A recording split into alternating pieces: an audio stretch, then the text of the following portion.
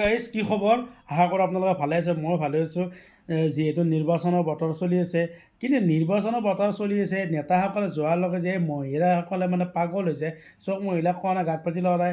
যিসকলে নিউজত দেখা পাই আছা, মই যিখিনি কথা কৈ আছোঁ আপোনালোকে একমত হ'লে ভিডিঅ'টোত লাইক দিব, কমেণ্ট দিব। কিন্তু এটা কথা কওঁ, লাইক কমেণ্ট দিয়াৰ আগতে এই যে বেলেগৰ মতক টানি নি মানে হেঁচা মাৰি কিনে চুমা খাই আছে, প্লিজ এই পৰ্বটো বন্ধ হ'ব লাগে। আৰু যদি বন্ধ নহয় তেতিয়াহ'লে আমিও বাধ্য হ'ম। হেল্ল' ৰামধেনু 4G নিৰ্বাচনৰ বতৰ লক্ষ্য ৰাখি প্লিজ জুবিন দাৰ চুমা গানটো প্লে' কৰি দিয়ক। তেতিয়া আকৌ বেয়া নাপাবি যে নিৰ্বাচনৰ বতৰ চলি আছে, চুমা খাই আছে, গানটো কিয় শুনিব লাগে।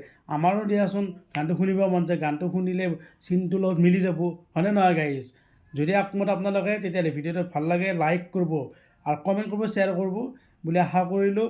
আৰু এটা ভিডিঅ'ত লগ পাম। আজি ভিডিঅ'টো এইখিনিয়ে, বাই বাই।